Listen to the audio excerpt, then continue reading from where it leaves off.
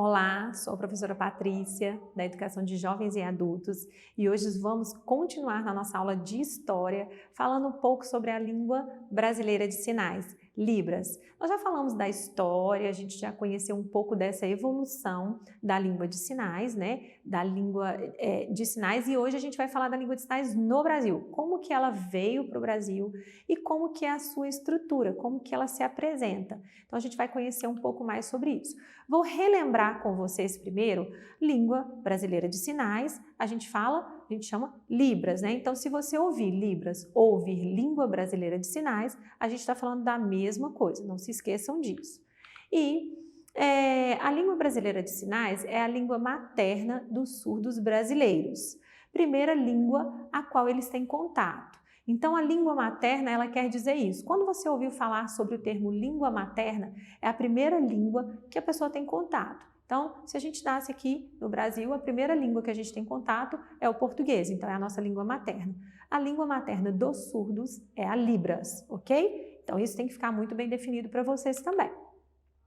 Aqui no Brasil, como que surgiu, né, a vinda da língua brasileira, a língua de sinais? Na verdade, a gente não vai falar língua brasileira de sinais. Então, a gente vai começar a falar de língua de sinais. Como que ela veio para o Brasil, né? Ela veio com um professor francês chamado Ernest Ruthe.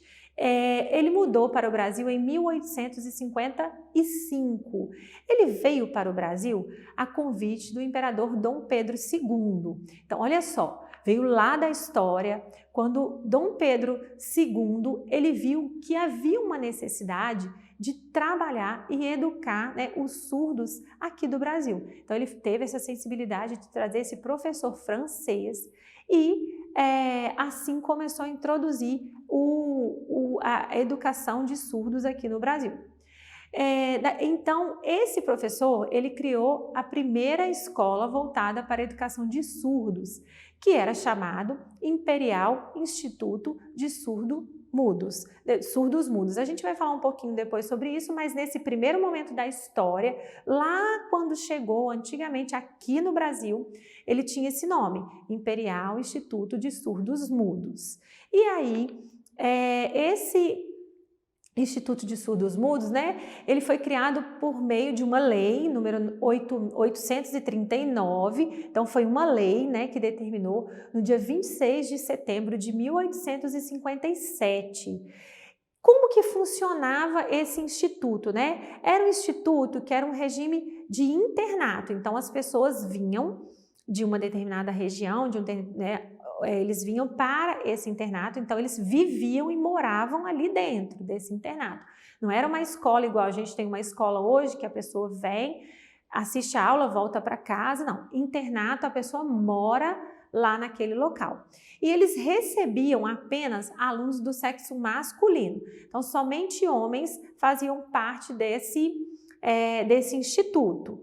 Isso era, naquele momento da história, um fator que caracterizava esse desenvolvimento, mas as pessoas, as mulheres surdas, as crianças, meninas surdas, elas também passaram por muita dificuldade porque elas não poderiam frequentar essa escola. E isso foi evoluindo com o tempo, né? Então, foi por meio dele, né, de Ruthe, que a língua de sinais francesa, né, ele trouxe, lembra ele era adepto daquele professor que eu falei que ensinava os surdos nas ruas de Paris? Ele gostava muito do trabalho dele, então ele trouxe lá da França esse trabalho, então ele veio com a língua francesa, com os sinais da França, porque ele era de lá, então era o que ele conhecia, então ele trouxe para o Brasil. E ele começou estabelecendo bases para a formação das línguas de sinais próprias do Brasil. Então, ele trouxe algumas partes da língua francesa de sinais e juntou com os sinais que já se eram usados aqui no Brasil. E assim foi criada os sinais, a língua brasileira de sinais. Claro que existe toda uma evolução. A gente tem que pensar que essa língua não foi determinada de um momento para o outro. Ela foi evoluindo com o tempo, né? Foram introduzidos sinais diferentes, ela foi ganhando forma, ela foi crescendo e isso melhorou. E aí o que acontece? Aqui no Brasil, esse Imperial Instituto de Surdos Mudos ele mudou o nome com o passar do tempo, ficou o Instituto Nacional de Educação de Surdos. Um pouquinho para frente eu vou explicar o porquê da mudança, que existe uma diferença entre surdos e mudos, muito grande. Então a gente evoluiu já evoluiu para o Instituto de Surdos. Em 1911, decidiu adotar a determinação do Congresso de Milão aqui no Brasil. Então, aquela história lá em Milão, do Congresso de Milão, foi também um problema aqui no Brasil. Lembra que em Milão, lá no Congresso de Milão, ficou determinado que a língua de sinais deveria ser extinta, né? Os surdos não deveriam aprender por sinais, e sim por fala, por oralidade, e isso também veio para o Brasil. Aqui no Brasil também teve um grande problema em relação a isso. E a comunidade surda, as pessoas que defendiam, que trabalhavam com os surdos, eles não aceitaram muito isso, porque eles viram que tinha uma grande dificuldade em relação a isso. E aí começou todo um processo para melhorar e evoluir isso. Claro que eu falei aqui do Congresso de Milão, isso foi uma das partes que surgiu no Congresso, mas o Congresso de Milão ele foi muito importante, foi um marco muito importante para a evolução do olhar sobre a comunicação dos surdos, né? Então é importante a gente ver que não foi de tudo ruim. Tiveram as partes boas, mas teve essa parte que foi uma parte que prejudicou o desenvolvimento. E aí, na década de 1980 a 1990, a comunidade surda começou a se organizar. Eles viram que tinha uma dificuldade, eles precisavam evoluir, então eles conseguiram uma inclusão maior e mais democrática para os surdos brasileiros. E como que eles conseguiram isso? Eles foram se organizando e a língua de sinais ainda não era entendida nacionalmente como uma língua. A gente fala hoje língua de sinais porque esse termo já ficou definido, mas antigamente ela não era reconhecida como uma língua, ela não era entendida que os surdos precisavam de uma língua específica. A primeira grande conquista aqui no Brasil foi com a Constituição de 1988. O texto garante a educação como um direito de todos e também dá direito a atendimento educacional especializado nas redes regulares de ensino. O que acontece? Com essa Constituição de 1988, abriu um grande leque para dizer que todos têm direito à educação. Então, ele começou a ter um olhar também para as pessoas que tinham essa deficiência auditiva. E aí eu trouxe aqui, não vou ler todas as leis, mas a gente pode ver que lá na Lei de Diretrizes e Bases da Educação Nacional, a gente tem várias leis que defendem esse acesso dos surdos ao mundo da educação, né, no geral. E o que é muito importante a gente dizer sobre isso? O que tem se falado muito no mundo sobre inclusão social, né? Essas pessoas que antigamente lá na história ficavam excluídas da sociedade, ficavam fora do contexto social, hoje não. Essas leis conseguiram trazer para a sociedade, ajudando tanto, a gente pode ver que a gente tem um ganho muito grande, né? Não só as pessoas surdas ganharam espaço, nós que também conseguimos ouvir e falar, aprendemos muito com eles, né? Com essa comunidade que tem muito a ensinar e a gente tem muito a aprender, por isso que eu defendo aqui que a gente precisa sim evoluir também, aprender uma outra língua, que é a língua de sinais. E isso essa parte eu quis trazer para vocês, muito importante, e vou ler junto com vocês aqui, né? A Libras, porém, só foi reconhecida como língua a partir da citada Lei número 10.436, que determinou o seguinte, então aqui foi um grande marco, aqui a Libras foi reconhecida como uma língua. O artigo 1, ela é reconhecida como meio legal de comunicação e expressa a língua brasileira de sinais. libras e outros recursos de expressão a elas associados. Olha, eu botei até aí uma batida de palma porque merece muito respeito. Esse foi um grande marco e a gente conseguiu uma evolução muito grande aqui. Então, ela é reconhecida como língua brasileira de sinais, uma língua própria.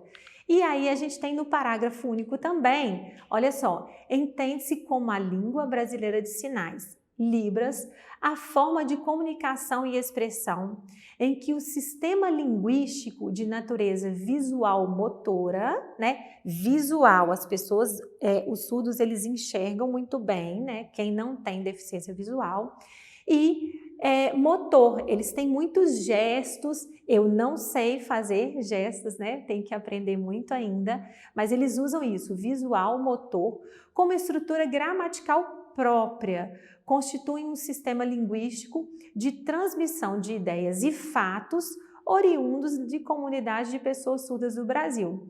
Então, parabéns, evolução muito grande aí do nosso país, né? E eu trouxe para vocês, então, esse conjunto de leis, essa política pública envolvida, voltada para a comunidade surda. Isso favoreceu, olha lá, garantiu grandes avanços para o Brasil na inclusão da comunidade surda e garantiu acesso a profissionais especializados para atender esse público e muitos outros fatores, né? Então, hoje no Brasil, a gente tem evoluções muito grandes, tanto no aprendizado, no conhecimento dos surdos, quanto as pessoas que dão suporte e fazem a transição dessa inclusão. E aí, a característica das Libras, né? Agora a gente vai falar um pouquinho especificamente do que é a Libras, de como que ela se apresenta. Então, a língua materna dos surdos brasileiros, a gente já falou sobre o que é a língua materna, e essa língua pertence à modalidade gestual visual. O que quer dizer isso? Eles usam muito sinais e usam também a visão, né? As pessoas surdas que enxergam, eles prestam muita atenção através da visão e eles usam os sinais para se comunicarem. Então, a gente vai falar um pouquinho mais sobre isso aqui. Olha lá, a Libras está diretamente ligada ao quê? A expressões faciais. O que quer dizer expressões faciais? A gente usa muito as expressões, né, de ou tristeza ou bravo, então eles usam muito essas expressões faciais, ajudam muito na comunicação, e os movimentos, que são sinais, né, que a gente fala na língua, na Libras, são sinais. E ela tem uma organização gramatical própria, diferente da língua portuguesa, ela tem a sua formação gramatical. Vamos citar assim, alguns exemplos que eu trouxe para vocês aí. Uma frase negativa, quando eles vão usar uma frase negativa, como que eles fazem? Ela será interpretada graças a um movimento da cabeça. Então, olha só, é um movimento do corpo. Ele diz não, então eles já entendem como não. Claro, pessoal, que aqui eu estou usando de forma muito superficial, existe todo um estudo em volta dessa língua, desses sinais, eles têm características, eles têm formas e a gente precisa sim conhecer, né? Não é tão simples como a gente imagina, não. Eu trouxe aqui alguns exemplos, mas bem superficiais, né? Por exemplo, uma pergunta, além de ter o sinal, além de ter dentro da linguagem, né? Tem aí as formas de fazer a pergunta, de se fazer a pergunta. Mas aí, olha, a pergunta será interpretada, entendida como um questionamento pela expressão facial de dúvida. Então, olha só como a expressão também é muito importante na língua de sinais. E continuando, né, ela não obedece à estrutura da língua portuguesa, ela é mais objetiva, ela é mais flexível, né? Então, eu trouxe um exemplo aqui.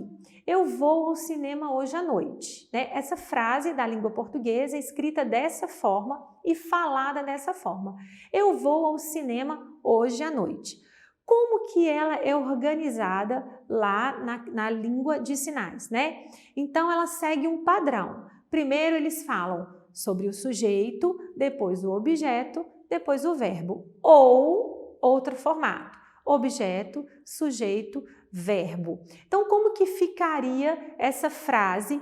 Como que ela seria transmitida para a pessoa surda, né?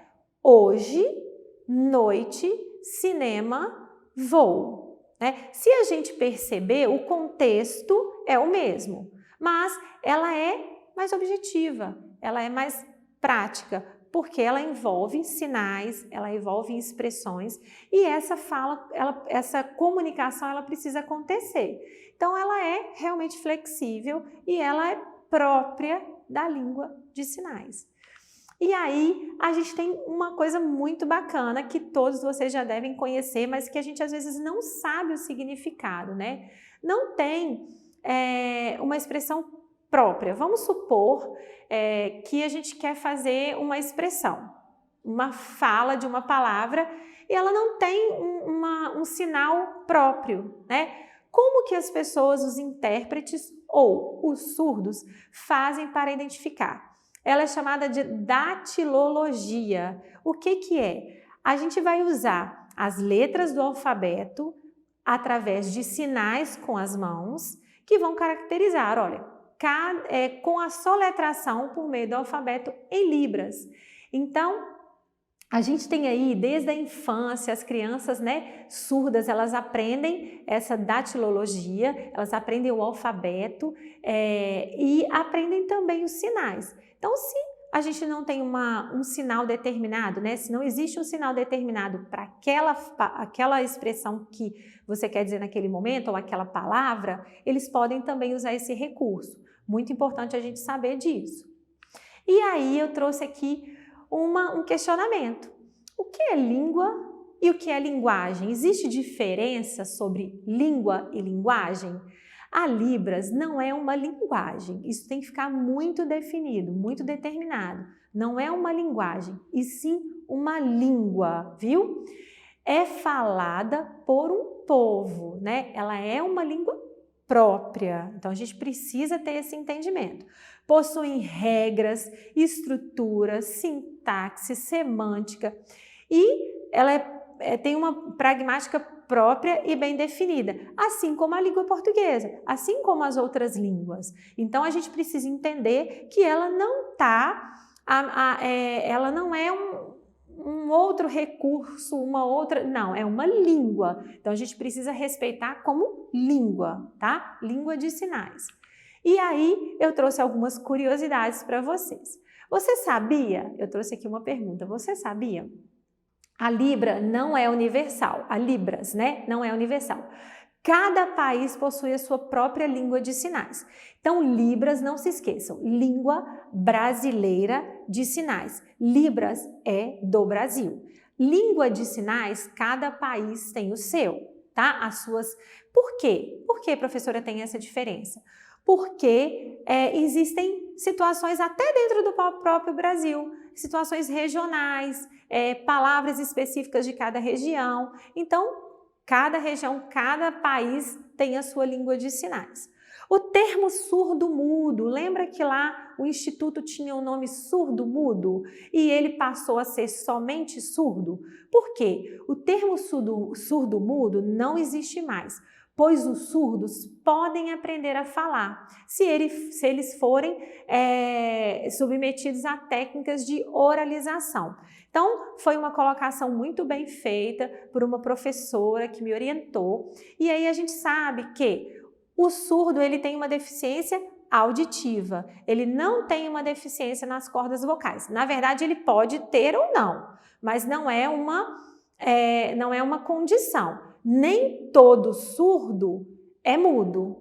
Se ele for estimulado desde pequeno, né, uma criança surda que não tem nenhum problema nas cordas vocais, se ele for estimulado desde criança com o trabalho de uma equipe multidisciplinar, como fonoaudiólogos e professores especializados, ele vai aprender sim a falar. Mas a língua base, a primeira língua é a língua de sinais. Então, muito importante a gente desvincular o termo surdo-mudo.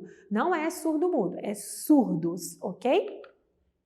E aí, olha só, na comunidade surda, cada pessoa recebe o seu sinal próprio. Então, geralmente, esse sinal, pelo que eu fui conhecendo também, esse sinal costuma ser algo relacionado à aparência física ou cabelos longos, ou uma cicatriz e até mesmo um aparelho em um dos ouvidos. Então, cada pessoa tem o seu sinal próprio. Todas as regiões do país possuem faculdades de letras libras para formar professores da educação básica e intérpretes da língua brasileira de sinais. Então, olha só como evoluiu muito essa língua de sinais, como eu vou falar nós, né? Porque nós todos ganhamos com isso, e como nós aprendemos e conseguimos espaço para fazer toda essa inclusão, né? Surdos e as pessoas que falam, que ouvem, todos juntos. E aí, eu trouxe aqui alguns links se vocês quiserem aprender um pouco mais e eu quero deixar aqui para vocês que a nossa próxima aula será uma aula muito bacana, que a gente vai fazer uma entrevista com alguém muito especial que vai falar um pouco mais da prática da Libras na vida dos surdos e das escolas, do Brasil em si. Então, espero vocês na nossa próxima aula, espero que tenham gostado da história da Libras, né, da língua de sinais, da evolução desse processo e desejo a vocês bom trabalho, pesquisem, procurem saber, procurem aprender sobre a língua de sinais, muito importante. E para acessar a nossa plataforma SMED-GV, aponte a câmera do seu celular na imagem que aparece no canto da tela. Se inscreva em nosso canal do YouTube e acesse as nossas redes sociais SMED-GV. Até a nossa próxima aula, pessoal!